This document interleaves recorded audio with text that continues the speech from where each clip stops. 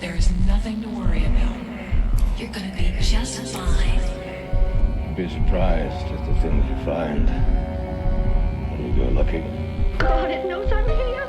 Clear your minds. It knows what scares you. It has from the very beginning. I'm plunging headfirst into some kind of black void of sheer, utter madness. Be afraid. Be very afraid. It is entitled Naturan de Manto, roughly translated Book of the Dead. You're gonna die up there. I've got to return some videotapes. Hi, I'm Chris, And I'm Joe. and this is In the Veins. Today, this is where we always stutter. We do stutter. I think it's because neither of us knows who's going to say it. Yeah. We should You're probably going to say it. I'm going You to say it. Today we're talking about Behind the Mask, the Rise of Leslie Vernon, the incredible, in my opinion, meta film, horror film from 2006. I think it's the best one. I do too. Like, and the thing is I saw this first before I saw any other kind of meta horror film, except for Scream, but that's more of like a cynical look at the slasher genre. But, Yeah. Everything else pales in comparison, and I'm like, I can't get into Cabin in the Woods because I saw Behind the Mask, the Rise of Leslie Vernon first. Yeah, I love Cabin in the Woods, but I can't compare the two on that front because Right. Behind the Mask just wins. The only other one that really gets me is Tucker and Dale versus Evil. I do highly enjoy Tucker and Dale versus Evil. I do too, and I guess it's kind of meta, but it doesn't. It's a little bit. It's a little bit because it gets into that whole thing of like, well, this is their side of things. This is why they appear that way. Yeah, but it's also, it's a comedy of errors. It's also a horror comedy. It's a horror comedy, but so is Behind the Mask. It is, but it also has Up to a point. Up to a point, it has a lot of very heavy digression. Yeah. Talking about just sort of the nature of horror and the purpose of horror. Oh, yeah. Specifically the slasher genre, but it's really talking about horror movies in general. Yeah. By the way, this one, I looked this up because I saw like the release date is October 13th, 2006. And I was like, what are the chances? I looked it up. It was a Friday the 13th. Awesome. Awesome. Directed by Scott Glosserman. Written by Scott Glosserman and David J. Steve, I guess? Stieve. Dave. Steve. You know what I'm talking about? Mallrats. Yes. Get him, Steve Dave. That's so weird. So I had a budget of $1 million, and its theatrical gross at least was quite shy of that, $69,136. I feel like this was one for the cult. 100%. Yeah, this was a home video. You're gonna discover this on DVD. This wasn't absolutely. And let me just get this other bit of business out of the way.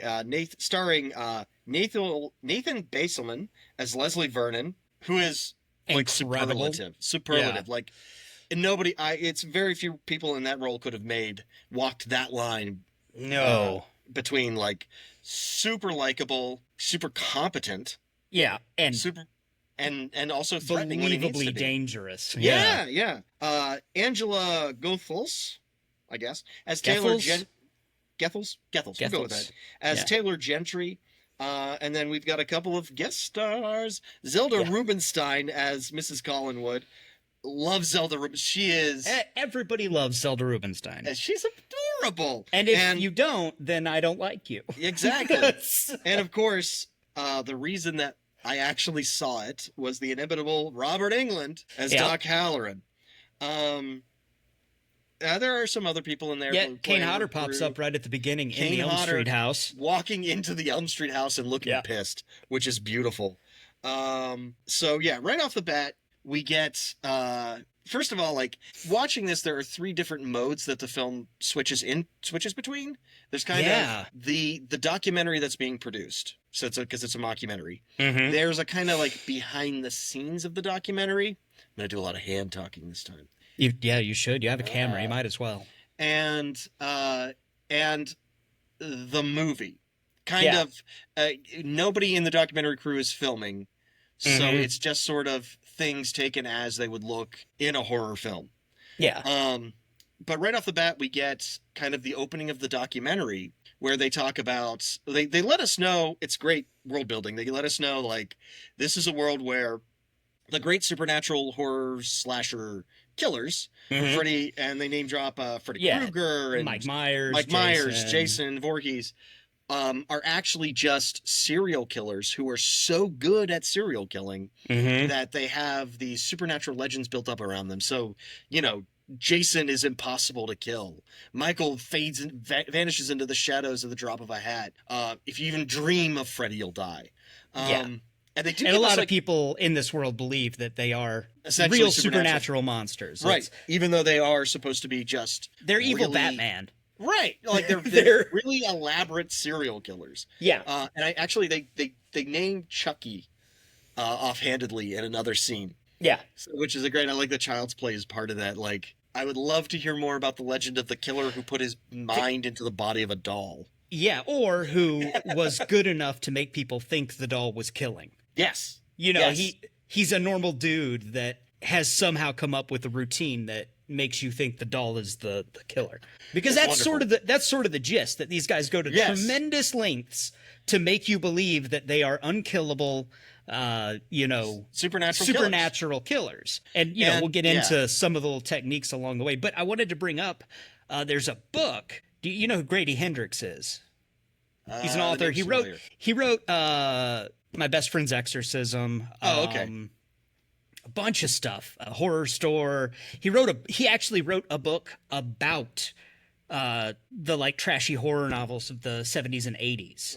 Like he's real into the stuff. Anyway, he wrote a book called The Final Girl Support Group. I've heard of that. Yes. It's really good, and you especially should check it out. But it came well after Behind the Mask, but in that book, all of these girls survived these killers, and it's like this. It's all of these killers that are, you know, legendary, and in that world, they're just men, but they do such a good job that except for maybe one of them. One of them you get a little bit questionable about. That's obviously the Freddy one, because it seems like there's something actually supernatural about him, but it's like off to the side. That is pushing the limits of Anyway, but so we get that right off the top, and eventually we get into the philosophy behind it. Is that it's not about the killing; it's about keeping this concept of the possibility of such a creature alive in the culture, providing evil so there can be good. Yeah, and it's to do that. It's providing the counterbalance to good. Which is incredibly optimistic to think there's so much good in the world that you have to butcher teenagers. Yeah, it's also, you know, kind of ceremonial, kind of tradition, right? It's a ritual. It's ritualistic. It is ritualistic. Yeah, it has to be a certain way in a certain order, and all of the elements have to kind of line up, including some things that are totally out of your control. Yeah, ideas that they stole for Cabin in the Woods. I mean. Not saying they did, but so we get this through. They're following this guy Leslie, and it's cute. They get to his house, the film crew, and they go and they knock on the door, and there's no answer. They start looking around, no answer, and he's doing what he does. There's a sound. They're drawn to the sound, but nothing's there, and then he just sort of appears. Yeah, out of nowhere, just scares the shit out of them. Right. That's what he does. And then he's completely affable and so charming. Yeah. So like disarmingly charming. Yeah, he's really fun to watch. He really is, and he brings them into his home, and he's showing them around. There's a great moment. He shows them his pet turtles. Yeah. And you know, it's very cute. Oh, he has pet turtles, and he's just then he just drops the mention like, I don't only keep pets that I can kill and eat. Yeah, and just lets like that completely straight faced. Yeah, just so shows him his library. Yeah, exactly. It's all like medical textbooks. Like a lot of studying of folklore and medical texts. Like he has to know how to kill people as well as possible.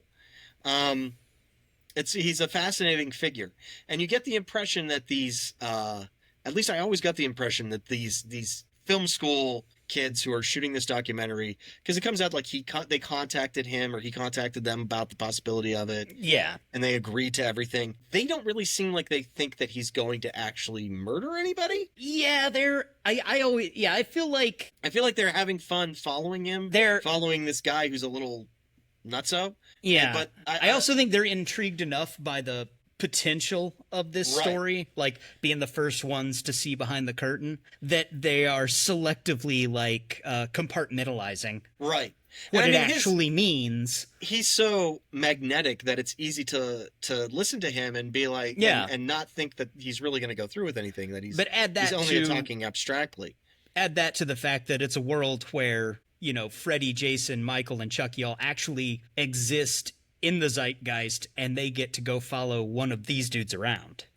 That is true. It's a big and for such, you know, they're like college kids. So it's you know, we don't have an equivalent because presumably there are serial killers in this world too, but this is a step beyond. Yeah, and people have done the follow the killer around thing before, like in the 90s, Man Bites Dog was a French movie. Right. Yeah. Where they're following that serial killer around. But and in that you kind of question, like, how did they set this up? But it's one of those things that they're kind of walking past. Yeah.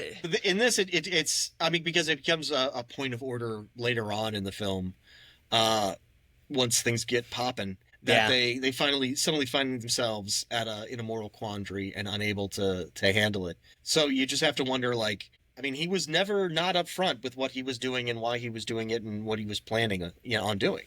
Yeah. He's told them exactly what he was doing every step of the way. Painful detail, you know? Yeah. And why.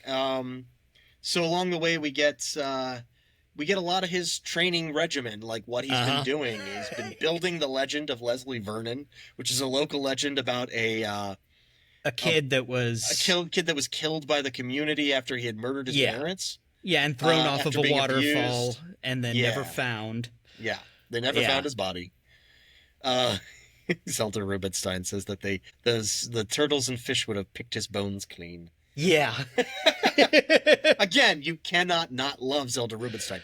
She's adorable. Well, and it makes you, when she says that specifically about turtles picking his bones clean, I wondered if there was some connection between his pet being turtles, right, and the story being that turtles picked his bones clean. Yeah, it's too specific of a connection to ignore. So yeah, but we get his training regimen. Apparently, he does a lot of cardio. That's one of my favorite. I know, it's one of the best gags. You have to do a lot of cardio because, you know, he's explaining this out of breath. Yeah. These kids, they're running. You have to chase after them. You have to look like you're not even bothered. You gotta be able to run like a gazelle. You gotta be able to make it look like you're walking while everybody's sprinting their asses off. And he demonstrates for them when and you get to see him chase the lead girl, Taylor, and you know, every time she's running facing forward, he's running after her. But as soon as she turns around, he's slowly stalking. And then she turns back around and he's getting closer. He's going to get her. You know, it's wonderful. We get to meet his mentor, Eugene, and Eugene's wife, Jamie. I can't remember. Jamie. Yeah. Jamie. Which he gleefully tells us, you know, tells them in confidence, she's really hot. He's really into Jamie. I think. Sorry, go ahead. No, go ahead. You. I think it's a nod to the fact that eventually we find out it's intimated that Jamie was Eugene's final girl. Yeah. When she's saying, "I ran pretty fast, didn't I?" Like, and he she caught was his her. final girl. And then they ended up falling in love. And so it's like, are you really attracted to Jamie, or are you just attracted to final girls in the way that all killers in your position are? Well, and I've heard in looking into the trivia and stuff, I found two different things. One thing was saying that, what's his brain fart? What's the mentor's name? Eugene. Is that Eugene is supposed to have been Billy from Black Christmas.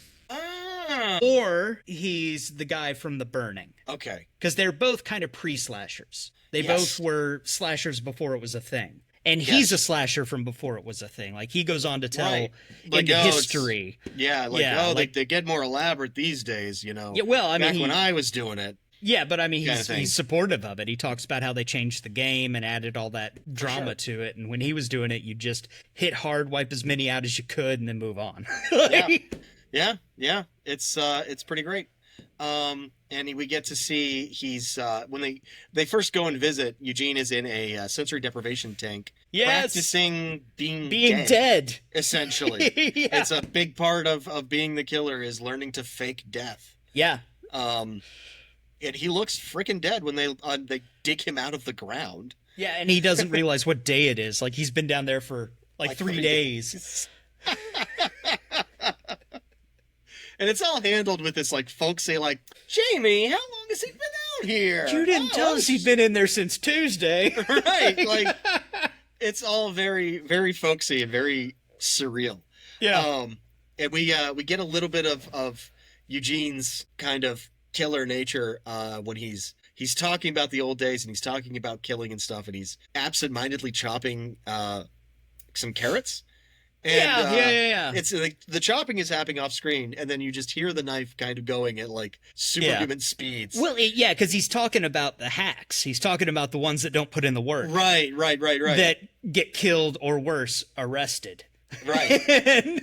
And then they show like just this, like, he went from a solid carrot to just like carrot mush. Yeah, it's just this side of liquid. He's chopped it so fine. It's tremendous. It's a tremendous thing. Well, and I am terrible with names right now. I should have this in front of me, but Eugene, Jamie, Taylor. Yes. Taylor is like shocked, and Leslie's just laughing. Yeah. Like, Taylor is legitimately afraid. Like, she does not know what is going to happen. These people seem pleasant enough, but this does not seem safe. Yeah, this is a dude who's killed probably hundreds of people. Right. And competently enough that he's gotten away with it Scott Now he is retired to a nice house in the woods. And he's now mentoring a new generation of killers. Yes. It's unbelievable. It is unbelievable. Jeez. Well, and this is also where they give him the advice to not kill one of her friends, to find somebody she's close to. Right. Like, they redirect him to fine-tuning his plan. Yeah. Because they don't want to turn the heat up too fast. You want to find someone she's close to, but doesn't know that. Yeah, somebody she interacts with a lot, but isn't like in her friend group. Right. Which is where poor Zelda Rubinstein comes in. Yes. And really, and I'm not trying to leap ahead too much, but no, go for it. I think it's clear that she gets killed. Zelda Rubinstein, yes. But I feel like they fucked the edit up. Like, it's the one spot in the movie where I feel like they could be more clear about it. Because I guess when he raises the sickle. He raises the sickle, and there's the sound of the blade leaving flesh. I guess, yeah. See, but that's what gets me. And then she drops.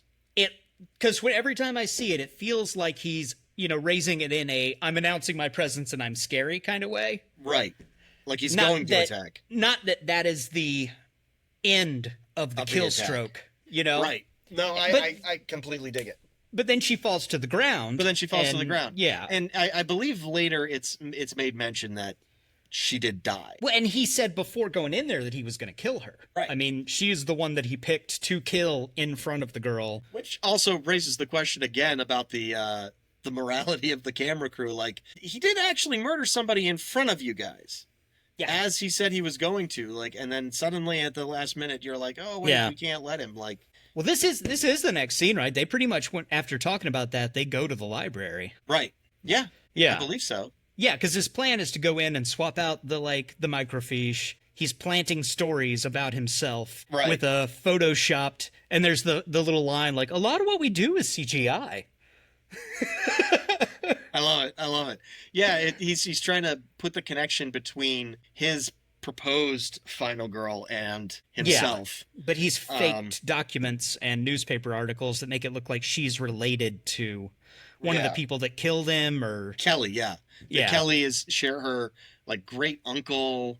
What might actually have been his father or something like that. Like, Yeah. that was the one that raped. Oh yeah, his yeah, yeah. mother. That raped his mother. Yeah. So that, yeah. that they would be directly connected.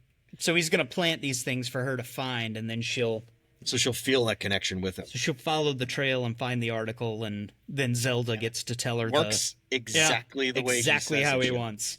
But this is one of the big where it switches to we're watching a movie. Yes. This, and I think because there's this scene, and then there's the scene at the very beginning with the opening credits where Kelly is taking out the trash at the diner that she works at, that are that kind of mode 3, the movie.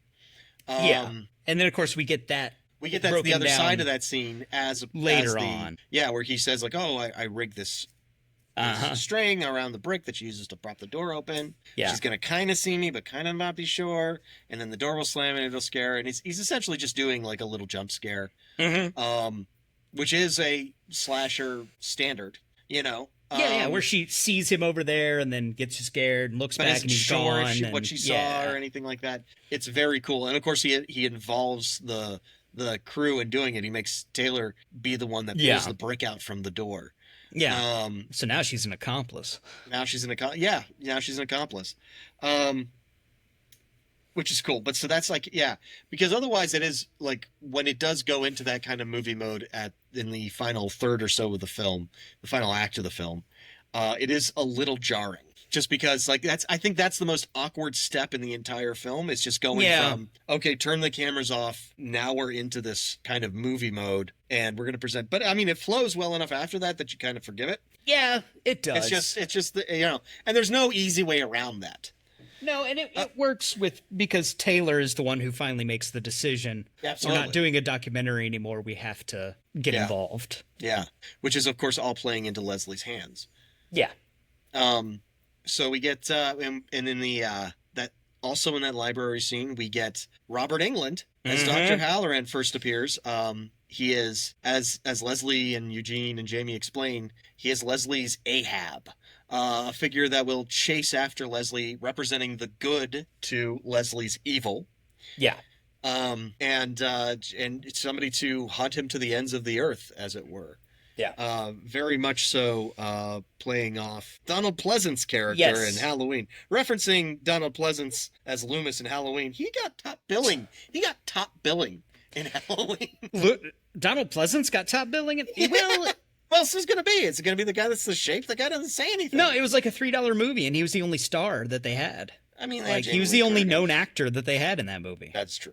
That is true. But he's essentially, because he's like a psychiatrist who treated Leslie, who's not Leslie Vernon. He's Leslie like Mancuso or something. Mancuso. Yeah. From a whole other city. And when they confront Leslie with that information, he is immediately pissed. Yeah. And you get that flash of this is a dangerous guy as he slams Taylor up against the side of the van with his hand around his foot. Like, you don't tell me what ever. Yeah. Well, because it's also they went to the diner. That is also and that's where he came and told them. Because they specifically asked him, can we talk to Kelly? Like, she doesn't have to know who we are or are involved with you. We're the camera crew. Like, he's like, can no, we go and off talk to her? limits. He's like, absolutely not. She's off limits. Yeah, and that's then, a deal breaker. Don't fucking do it. And then they do that. They do exactly that. I believe that's after the that's after the library, because they do feel, I think, kind of bad because of Zelda Rubinstein. Yeah. And they also encounter Doc Halloran there, which is when he tells them that about Leslie's real last name. Yeah. And it's a whole thing. But he was so excited to have an Ahab. Excited. And Eugene and Jamie were also every bit as excited as he was. Oh, absolutely. It's an important part of the kind of ritual of the whole thing. Yeah, if you can get an Ahab, you're... Yeah, it's the stars aligning. Yeah. And I think it's in a weird way, it's fate telling you that you're doing the right thing. Or for what him, you're supposed for sure. to be, yeah. What you're supposed to be doing, put it that way. It's very interesting. It's and of course all of these are just slasher tropes. And we're also looking into, okay, why is this important? Why does he need the final girl to be a virgin? Because the thing is entirely a sexual metaphor. A young girl gets penetrated by a dominant male figure. It's hard to not see the symbolism. I mean, his weapon is always something phallic. long and phallic. Yeah. And but then he also gets into the yonic the opposite of Yeah, phallic. yeah. The Imagery closet of being a the sacred closet place. is represents the womb, and even Yeah. if you know she's hiding in the closet, you can't kill her there because that's a safe space. Yeah. She has to move through a yonic space. There has to be a sense of transformation.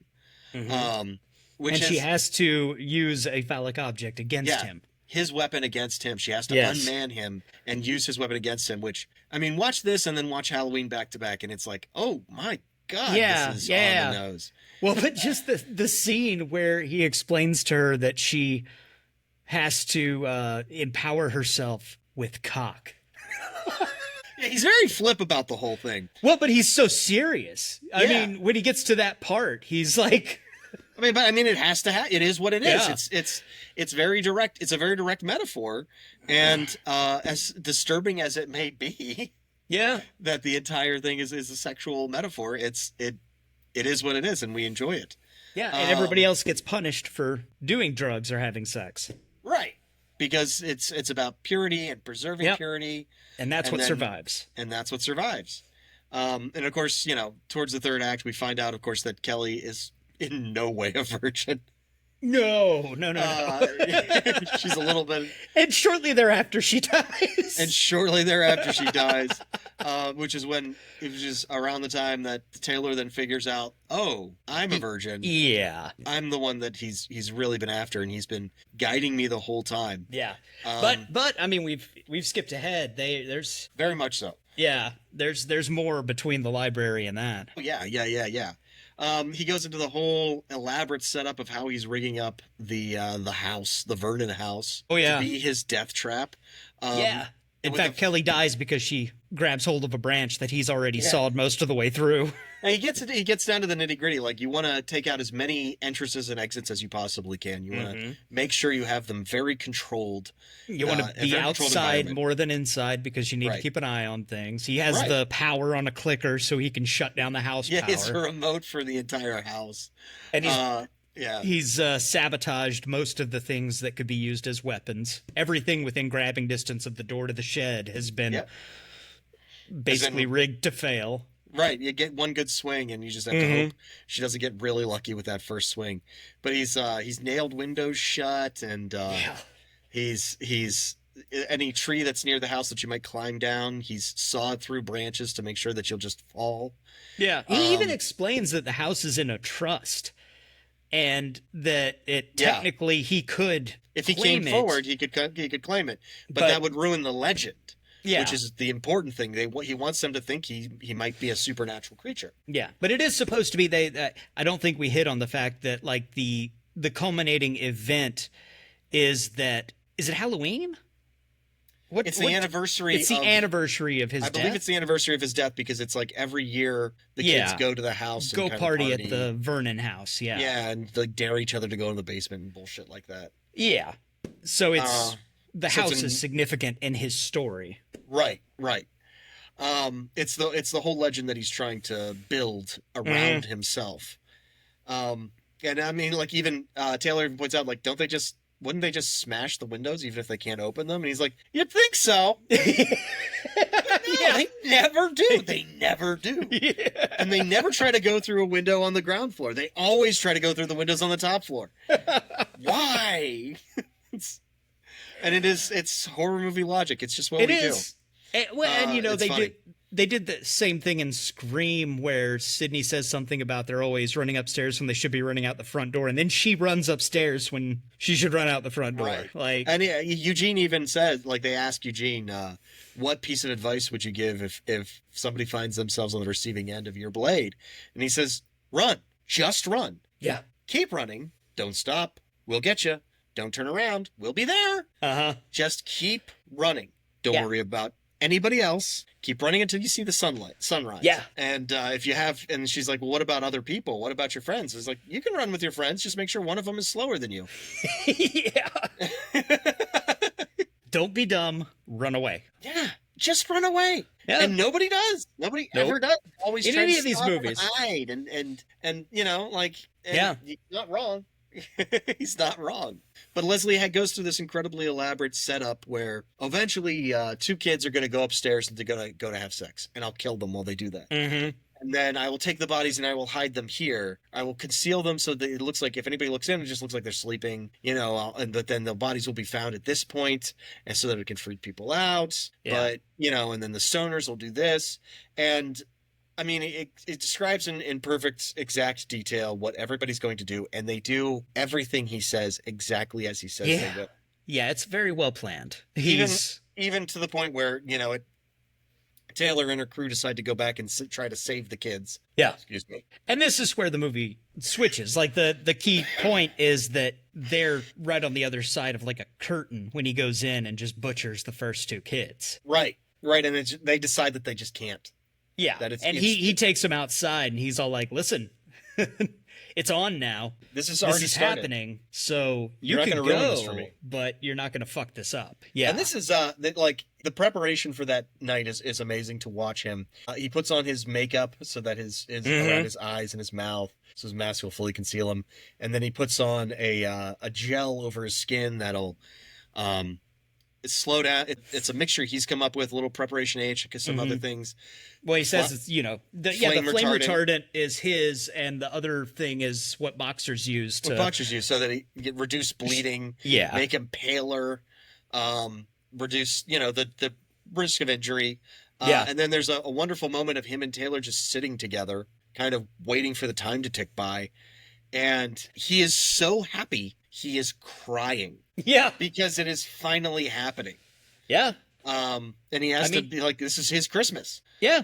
Well, you gotta, I've always wondered what his history of killing is. Yes. Is he a serial killer that Eugene saw potential in and was like, hey guy, let's step this up a notch. Let's do this the right way? Because he has at this point already killed Zeldra. And well, I think because that didn't faze him. So it's not like killing is an issue. But at this point also, Doc Halloran is already after him, and to the point where he's like ready to shoot him. Yeah, yeah. So I think Doc Halloran knows he's a disturbed individual. So I believe he would have killed before. I think at some point, I want to say it's mentioned that he sought Eugene out. He kind of figured out who Eugene was. Okay. And sought him out as a mentor. Because he wanted to step his game up. Right. But you're right. It's an interesting thing of like, okay, what was that past in where is he, like St. Louis or something? They said I think they mentioned. Our preparation is shit. Baltimore, Boston. I don't know, but it's another city. I feel like he must be a serial killer already. Like the killing is never in question. It's not. He's an good issue. At it already. Like, but it's this also is not something that he's not reveling in the killing itself. No, it's not like the point of it is not the killing for him. The point of it is the ritual fear and the ritual and the fear and the evil and all that stuff. It's not that he doesn't mind the killing almost. Well, but I feel like he has to like the killing. There has to be sort of. I believe he believes the things he's saying, but I also believe some part of him is just justifying with those explanations. That's a possibility. But he's obviously practiced. He's not this. This is his first big, this is the first time it's all come together as far as the building a legend thing goes. Right. But it can't be his first rodeo as a murderer. I mean, I think it's not impossible to say, he's tried this before and the elements that he needed to come together didn't quite do so. Yeah. His final girl didn't run the right way when he needed her to. The stoners didn't run to the shed or whatever, maybe he was one of those hacks that didn't know what he was doing until he and Eugene got together and he got some discipline in his life. Well, he learned how you do it so that he can do it himself. Who knows? It's interesting. I think maybe that there is, because for years they've teased a sequel. Which I don't think is going to ever happen. I don't think it's necessary, certainly.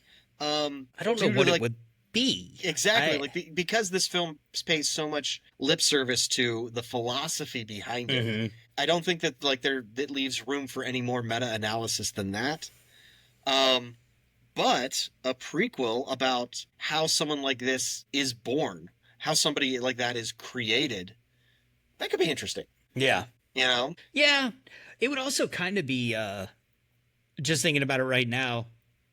Yeah, I'm just thinking it'd be funny, you know, sometimes the final girl dies at the beginning of the next one. Right. Yeah. For she's him the to first- just sort of show up and just very charmingly explain to her that this is the next step and This is the next I'm step. sorry. I'll give your daughter my regards, you know? Yep. I don't know. I'd watch it. I'd 100% watch it. I just don't know what they'd make it. Like what it would be Right. like. And it's been almost 20 years now, so Yeah, that's why I'm saying like it's not. I honestly hope that it doesn't happen. I would rather see a different kind of meditation on. well, and we the got it. genre We or got another Cabin in the subgenre. Woods.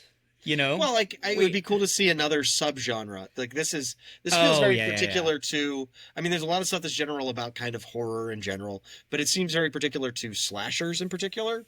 Well, yeah. And it might be neat to see a different subgenre explored, though I couldn't tell you what that might look like. Yeah. But anywho, Yeah. let me come. Well, back we're at the point now where it switches to It does switch. a movie. Like Yes. the Another little thing that I made note of is while they're discussing the concept of the final girl, which I think he calls a survivor girl in the film. yeah, I think so. He's just points out a random girl to them, and he's like, "See, look at her, she's a virgin." And they're like, "How do you know?" He's like, "Come on, look at her, she's a virgin." But she has like, and he just goes into this whole thing of like she has this air of mystery about her. She has a deep inner life. All things that kind of draw the crew into her, and then she's like, "So is that your final girl?" He's like, "Oh no, this is a girl. This is my final girl. My survivor girl doesn't even go to this school." Yeah, Like, yeah, I just picked wanted her to out months show- ago. Yeah, God, like- if I didn't pick her out by now, I'd be way behind. Yeah. You guys are silly. But when they're describing her and the camera's kind of following this random girl, in the background there's a couple of girls playing jump rope, wearing Yes. First Holy Communion outfits in a clear Freddy nod. Yep. Oh, there are so many references. It's tremendous. Seeing what else we could. The red herring is what they call that first strike against somebody who's not not too close to the preliminary target. Yeah, Zelda Rubinstein. Zelda Rubinstein, and the business of fear and the necessity of evil and keeping the concept of evil alive in society is super important. It's very interesting. I still think that it's a justification for, creative, smart serial killers to do their thing. Sure. It's more fun to do it that way. I mean, it's a kind of thing. I think it's like writing the great American novel. I'm going to write the great American novel, but you just write a novel. What are the chances that's going to be a great American novel? But it gives him something to aspire to and something to kind of build his psychosis around. Yeah. Damn if he isn't good at it. Oh, he's real good at it. Yeah, it all falls into place for him. Absolutely. What are you looking at? My notes. I'm trying to see if I have anything in my notes that we haven't talked about yet. I did actually take. I took notes. I believe I'm not you. a complete slacker. I didn't take any notes on this one. I just didn't do a great job of it. I sort of felt like I'd seen it so many times, and then I watched it again, and it's watching it again. I was like, oh. Damn, this is well done. Because not It's only so does well it present done. some very interesting concepts and some great meta-analysis of the genre, it's also just really fun to watch. yeah, the cast is great. Mm-hmm. Like even the camera guys and stuff, the little stuff they chime in with is, it's Spot fun. on. It's great. But specifically, Leslie is just a blast. He's fun to watch, and he's so engaging. Yeah. And he you can't makes help but like him. His performance makes the whole movie. A lesser actor that couldn't turn on a dime and be scary, that couldn't, at the end of the movie, turn around and kill these people that he's been friendly with for an hour and a half. Right. And he does. I mean, he kills the one cameraman and he knocks the other one out. Yeah, one of the cameramen runs away and to try to draw Leslie away. He ends up turning around at some point. And, Well, he runs into the orchard where it's all mud and he can't go any Right. farther. and he turns and he falls, and then Leslie's on him, and he goes so like Leslie's choking him out, I believe, and he Yeah. goes so far as to pull the mask off Leslie, trying to like reach Leslie, like, "Hey, it's me." Yeah, but You know, it's not Leslie's gone. This is no, he's in his mode. And he's, yeah, I mean, like, this is who Leslie actually is, and everything else has just been him. Like, I feel like the magnetism that you felt was his enthusiasm for what this was going to be. Like, yeah, it's all killer Leslie, you know? Yeah, it's just, he was a little kid that got to tell people about his favorite hobby. Yeah. You know, like his a little thing. kid telling you his favorite dinosaur, you know? Yeah, yeah, but now he is the dinosaur. Like, it's... Now he is the dinosaur. He has become the T-Rex. I think he snaps that dude's neck. I think he reaches up and... Yeah, he might do. You might be right there. Wonderful gratuitous shot of breasts in there. Which they call out. And he's like, hey, this is what we do. This is how it works. This is part of it, you know? It's very much so part of it. It is so meta. It is well, so and meta. he even says when they're setting up, if you know nobody can come into the shed, if anybody gets close to it, they're gonna get a posthole digger in the chest. And then later they come outside and look up, and he's putting a posthole digger in one of the potheads' chests. Yes, right by the shed. Right, like, he calls everything. Yeah, it's all on cue, and it's all building towards the final girl having to confront him in the cider house, which was and part of his legend. The abused child was kept in the cider house, tilling the fields with just a simple hand sickle, and producing cider with a cider press, which he shows us. He's like, and they're like, "What's actually going to happen, Leslie?" And he's like, but he even says with the cider press, he's like, "Oh, this is going to be like key." This is somebody's going to die with the cider press. Yeah. Yeah. Well, this is going to screw down and it's going to crush apples and juice is going to come out. He's so likable. He's just so, you can't help but love him. But and then he goes into his mode, and that's all she wrote. And we're a little all over the place, but just you know, to make it clear, why can't I remember anybody's name tonight? I don't know. Eugene. Taylor realizes that she is the final girl. Right. That she's the survivor girl. They're kind of hiding in the barn from him, and it's and Taylor. Kelly has died. They caught her having sex, and then she fell out a window and died. And a couple of Kelly's friends, the cheerleader and the other guy are there, and the one sound guy is there with Taylor, and that's when she puts together that she's the virgin. Yeah, that it was always his plan to come down to her. Right. Yeah. And it does. And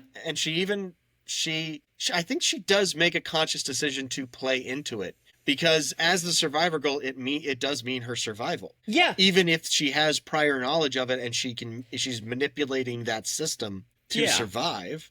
But also the only way out is through. I mean, all the cars are sabotaged. They don't have any effective weapons. Most of the people are dead. Yeah. He's out there and you don't know where. He's proven that he is really good at killing people. He's got a pretty firm grip on the situation, and they're all doing exactly what he said they would. So in fact, Ahab shows up just when he said he would, and they still hit him with a shovel. Yep. Which then Robert Englund lives. He does, but he gets stabbed. He gets stabbed in the back. The sound guy, I think I want to say Greg, gets knocked out. Trying to protect Taylor. The other two friends that are left get killed. Oh, they die exactly how he described it earlier, just not at exactly the same time. Right. It's the second time they're going up into the loft. He kills them. And then Taylor goes into the orchard, which is her yonic metaphor for the birth canal. And she grabs the axe that he already told her was sabotaged. Yeah, that is only going to get one good swing. Yeah. And she even goes as far as to transform, quote unquote, taking off her jacket. Yeah. To show more skin. Get ready for battle. Yeah, well, she's maturing into a woman. Yes. And shows a little bit of her arm muscles, and so she's taking on those kind of masculine phallic qualities. And he chases her through the orchard. She takes a swing at him with the axe, and of course, exactly as he says, the head falls off of it. It chases her into the cidery, where they have a final confrontation. She's hiding in the shadows when he comes in, hits him with the swinging chain lift thing. Yeah, and then gets his head in the apple press. Yeah. Which is a nasty way to go. That is a terrible way to go. And then she twists it until she hears a crack. And he tells her, "I always knew you were the one." Yeah, I mean, he did. He planned all this out, and it's exactly what he wanted. Yeah. And then she burns the cider press to the cidery shed to the ground. And that is a beautiful burn at the end. Like, Oh, whatever they burned down to Yes. film that, it was a good fire. That looked It's a good fire. She has a nice little cathartic scream about it, and then Greg and Robert Englund show up, Yeah. and they limp away into the night to survive. Yeah. And then we roll credits. The end. Yeah. The end. We roll credits and With Psycho Killer playing. with Psycho Killer playing by the Talking Heads. And in the background of the credits, we get security cam footage of the morgue as they wheel in the burnt corpse of Leslie Vernon. And a tech walks in and has his back to the corpse, and he's doing something. And right as the credits end, Leslie gets up. Yep. Which is our, Skeletor sticking his head out of the water at the end of Masters of the Universe. I'll be back. That is forever and always what I always think of with I'll be back teasers at the end is the super aggressive Frank Langella as Skeletor Yep. in about 30 pounds of latex. Hey, he loved doing that movie. He had a blast. I no notes. One of my all-time favorite movie villains. Oh God, the scenery you choose. This is not that podcast. Bring it back, Joe. Bring it back. It's okay. And it's a lovely film. It just does so much. Like I said, like the meta commentary on like why we need slashers, why we need horror movies, why we need horror fiction in our lives. Like horror is at the basis of everything. And I felt this for a long time. Like if you have any kind of drama, any kind of conflict, what you have is fear. And what is the exploration of fear? That's horror. Yeah. Like, so anytime that you have anything interesting happening in a story, you can thank horror for providing, how we look at it and how we deal with that. Yeah. Well, and it's how we learn to deal with fear. I mean, you experience it secondhand, third hand, it's fake, whatever. Yeah. But you still get the chemical reactions. Right. The charge. The danger, the fight or flight, the adrenaline dump. And it's how we exercise those emotions. Right. And I think I personally just like, this is why horror is important to represent to the universe. That I think as far as genre fiction goes, I think it's super important just because, the best fiction, the best stories are the most universal. And I think that the only truly universal emotion is fear, because it's like you're born and that's what you feel. Yeah. Every baby cries because it's afraid. And that's so it's truly universal in a way that other genres. It's reflexive. It's not, you learn what all of these emotions mean as you grow and whatever, Right. But fear is always fear. Fear is always, here's danger, how do I react? Right. Here's an unknown here's unknown. Yeah. What do I feel about that? And it's I like, some people never feel, there are some emotions some people never feel, as tragic as that might be. As complete as somebody's life might be, they might never feel one particular strong emotion in any kind of way, but they've all felt afraid. And I think that's why horror is so universal and everything. Like, the flip side of it is, of course, like comedy, which is so highly central, like so highly localized that like a movie can play in New York and do really well, and then play in LA and be completely flop because people just don't really get that sense of humor. Yeah. What's funny is culturally based in a lot of instances. I mean, some things work, I guess, universally, but I mean, the best comedy does, but like that's it does, not everything. That's not but everything. You also, I mean, just look at, and I don't have any hard numbers to back me up here, but I feel like when a horror movie works in Japan, we get an American remake of it. Right. Well, I mean, beyond and that, vice versa. We get people that watch the Japanese one. We do. And enjoy it, and that's why we get the American version. Yeah.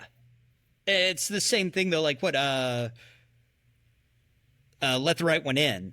Yes. We get, it's not just Japan. It's when a foreign horror movie does well, a lot of times we make our own version, and vice versa. I mean, how many Bollywood movies have been copied off of the U.S., but horror is just horror. And it's great. It's fantastic. I love it. Absolutely. But I also just love, like, we've compared it to Cabin in the Woods. It's not the same as Cabin in the Woods. Cabin in the Woods gives you a scenario that explains a reason. Like, this is, they build a world where this is necessary and that supernatural shit's real. That is also another big one. Whereas this is like, it's more of a philosophical reason why somebody would go to these lengths. Yeah, why and it's important that someone goes to these lengths. And it's much more set in our world. I mean, it's a world where Freddy, Jason, all them are real, but it's otherwise. But they're basically saying those guys are real, but they're playing by the same rules that we are in our world. That supernatural shit is not real. The only meta jump that it's not making is like, okay, this amount of thought that's put into it. Yeah, that is your writer, your director. You know what I mean? Like, this is how people make horror movies. This is why people make horror movies. Yeah, this is why they're important. Which is, of course, something that Cabin in the Woods does not do. It is just a horror movie that presents a reason why every other horror movie exists. And I don't think it's nearly as nuanced. I think all of these archetypes represent characters that need to be sacrificed to satisfy some guy. And I love Cabin in the Woods. I don't mean to shit on Cabin in the Woods. I think it's awesome. Right. It's not as meta as this I don't think it's as good at being meta as Behind the Mask was. Right. And I don't think Scream was as good at it as Behind the Mask was. And Scream, I feel like, was making was looking at what slashers had become and mocking it a little bit, yeah. And it was emblematic of the 90s. It was a slasher movie with sarcasm. Like, oh, you guys are into slashers? Like how stupid slashers are. You can't have sex. Yeah, well, and as symbolized by the guy who actually knows all the rules being the dorkiest one that nobody pays attention to. Right. But this movie it's also the low budget, I think, helps. Oh, absolutely. I don't think you would get character voiceover of the philosophy behind the film in a big budget movie. I feel like Hollywood producers would cut that out. Like, we don't just get to something interesting. Yeah. But you also get the documentary angle and the little bits of like Taylor being unsure of like, did that sound too forced? Like, she gives her little intro documentary and. Yeah, they do the intro, but then they don't cut. They call cut, right? And the camera rolls, and she says, "Was that good?" Right. We get that. They said like that's that second mode of like the behind the scenes of it all. Yeah. It's very fun, and sometimes it blurs the line, but they blur the line between those two, which is one of the big reasons why I didn't do a lot of like scene by scene breakdown on this, because a lot of it is very fast. And not necessarily relevant. It's like the voiceover is what's relevant. We just have scenes of like Leslie training or Leslie doing this or that as background for his talking head kind of stuff. Yeah. Oh, also, Leslie's like killer persona, it's a good look. It works. Like, it's original. It's interesting. He's got a weapon. It suits his physicality. Absolutely. Because he's a wiry dude. He's not a hulking. He's not Jason monster, but he's not Kane Hodder. Yeah. He's a little monkey. He's a barefoot. Wearing overalls, and he's got the big creepy mask with the scythe. It's good stuff. Like, slasher look. And I mean, God, how many slash movies are there where they did a bad job designing the killer? That is true. It's incredibly important aesthetically to have something that's unique and distinctive. It's one of the things that because I do draw that line between slasher and proto slasher. It's one of those things that divides Black Christmas from proper slasher, is that we never see quote unquote Billy the killer. We never get actual confirmation on who he is, so there's no look for him designated. Right. It's also why giallos aren't really slashers in that sense. They're grindhouse. They're different. They're thrillers, I think, more. That's fair. I mean, like all horror movies are thrillers, but not all thrillers are horror movies. I always looked at it as, horror. If you start categorizing several hundred movies in your personal collection, and you start looking at like, let's divide them by genre. Yeah. And you start looking at hard looks at what is or isn't in which genre. And you start looking at subgenres, and it's like, I always looked at, there's gray lines when you start blending genres. Like horror comedy is one that you think of immediately. But I think when you look at I think when you thrillers, I put in the category of like drama horror. Yes. You know, that's how I've always thought of it. But, then you've got ones like Silence of the Lambs where people argue, is it horror or is it thriller? I say it's horror. I grew up with it as a horror movie. It's a horror movie. Seven is a horror movie to me. Serial killer movies are horror movies to me. Well, I think it's important. For the most part. It's important that there's, like, the focus isn't the mystery. There's a mystery that's being solved, but that's not the focus of the story being told. I think it's tone. I think it's atmosphere. I think there's a big difference between, closed room Agatha Christie style murder mystery and a thriller. Well, no, I'm thinking about a difference between Copycat, the Sigourney Weaver shut-in movie with Holly Hunter. Yes. That to me is a thriller. Yeah. Silence of the Lambs is a horror movie. Okay. Because Silence of the Lambs is so atmospheric, shot like a horror movie. You've got, the intense, frightening performances. These are real monsters. And Copycat is like a 90s sort of action-y thriller. It's a procedural cop movie. Right. But there is that kind of thing of it's a mystery who the killer exactly is, and the character's trying to discover that. Yeah. Yeah, which that is part of it. Is happening in, again, I feel like it is happening in Silence of the Lambs, but it's not what the story is focused on. No. It's the mystery isn't what it's focused on. It's the characters and how they're interacting with the environment and what they're dealing with that it's more focused on. Yeah. And that makes Silence of the Lambs a horror movie because we're dealing with what kind of a character, we're dealing with really the interplay between Hannibal Lecter and Clarice. Yeah. With the Buffalo Bill stuff as the backdrop. That's just the foil to move the story along. Yeah. But then, Hannibal murders the shit out of cops and wears their faces to sneak out of imprisonment. And Buffalo Bill is putting chicks in a well and starving them until their skin's loose enough to make a lady suit out of. Right. It's horrific. You're not getting an argument from me. But I don't know. So my DVD collection, obviously I've been through, anybody with physical media to organize has gone through what you were just talking about. Yes. Mine starts with superheroes. Okay. Because I run the superheroes into the action movies. Okay. The action movies run into the sci-fi because sci-fi action crosses over. Absolutely. Sci-fi runs into horror very nicely at Aliens and Event Horizon.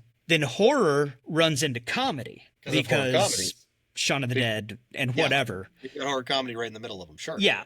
And then everything else comes after comedy. There is a straight drama section that is stuff like The Social Network and things like that. There isn't a lot of...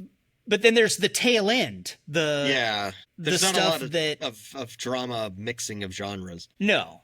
And, period pieces are mixed. The Westerns are all with the action movies. Sure. It's not... But that's what I've come up with. I don't alphabetize. I have this sort of weird melding. So does Aliens come before Alien? Well, the Alien movies, I guess. But I'm just saying, Aliens is sci-fi action. Alien is sci-fi horror. I've got the quadrilogy, so the box set is just there. Oh, that's okay. That's one way. That's one way to do it. They're all there. I don't break up franchises. I did reach a critical point. And the Alien series is that point where I'm like, these are different genres very clearly. But I did reach a certain point of critical mass where I was just like, pure alphabetization. I can't. Yeah, I can't sit there and try to think of what I was thinking of when I categorized this. I'm just doing pure alphabet. I've considered that too, and it may be what I end up with the next time I move my collection somewhere. But for now, it's where I'm at, and I don't actually access it all that much. So many things are on streaming. And I know. Physical media. Except for this, for Behind the Mask, I pulled my DVD out. Yep. And I'm going to for the next two. I pulled them out already. They're sitting there waiting. Ooh, teasing the next one. I mean, we've barely broken an hour here. We're getting efficient. Yeah, we are. Well, this like I said, this is an unusual movie. So much of the events that happen in the movie are less important than what's discussed and what that means. Yeah. In a meta term for the genre as a whole. Certainly there are important scenes where we get information, but it's all about that information. It's all about that dialogue and just the careful dissection of the steps in a slasher. Yeah, but it also then, because the end just turns into a regular movie, it basically tells you the whole thing was a regular movie and it's Taylor's art. Yes. Exactly. The movie within the movie was the movie, and now it's a movie. Oh, it's a movie. And you understand why it's a movie. Yeah. It's meta on meta. Meta on meta, starring Meta as Meta. Yes. I knew a girl named Meta once. Really? Yeah, no shit. Her parents must have been hippies. Oh, obviously.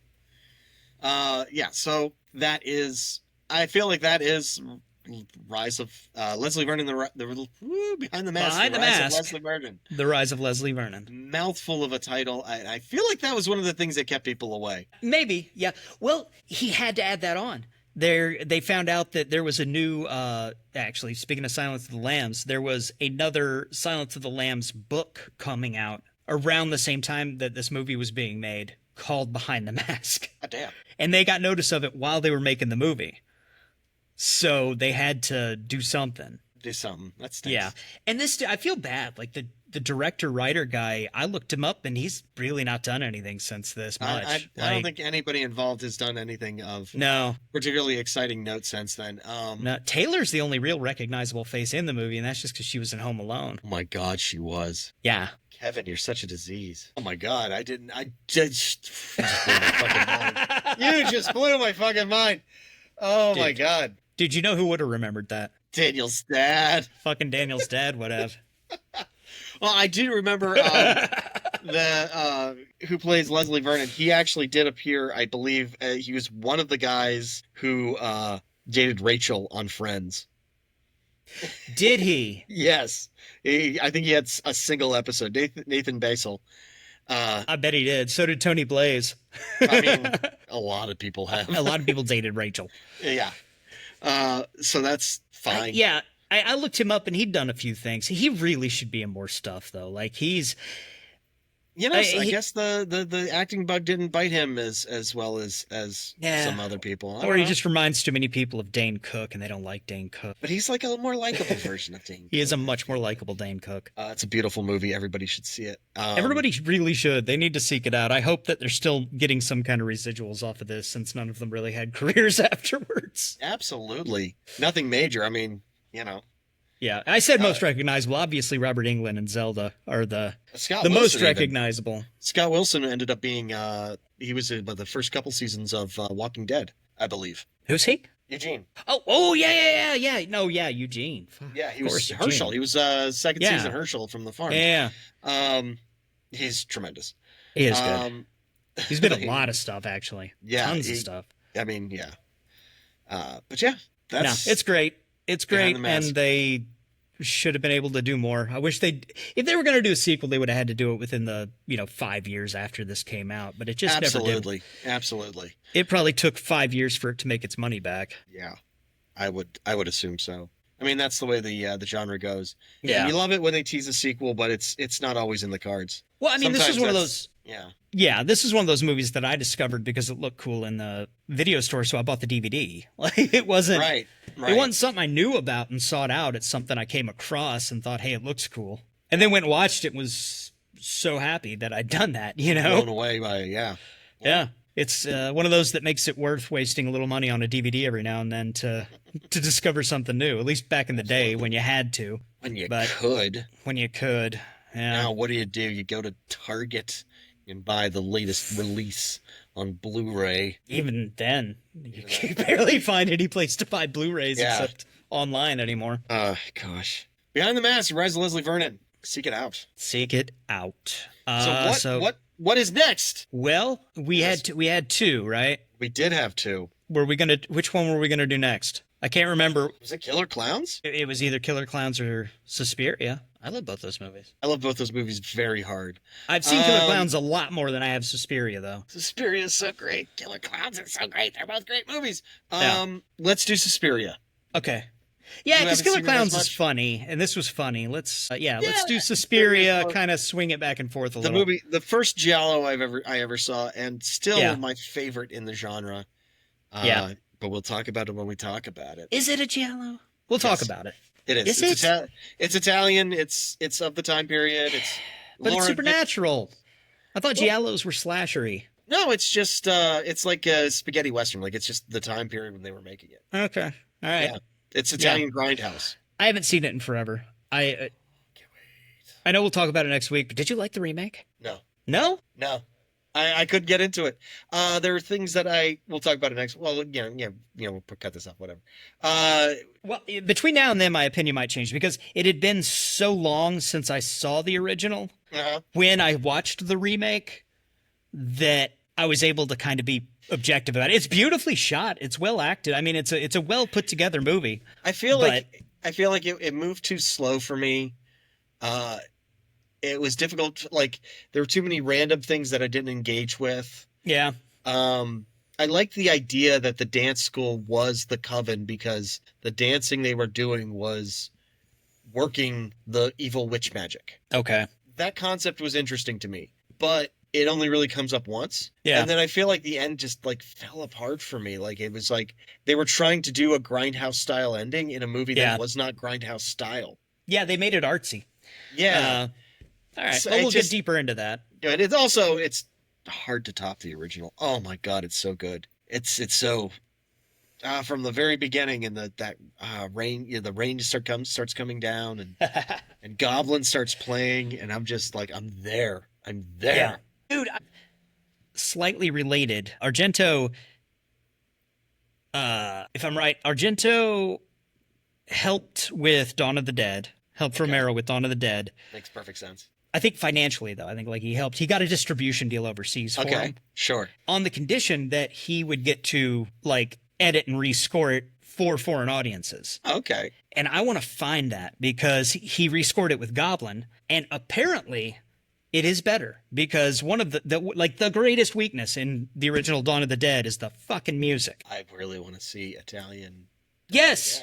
So we got to find that. Do you think maybe if there's like a DVD with an Italian language track, it would be on that? I bet there's a special edition that has the Argento cut.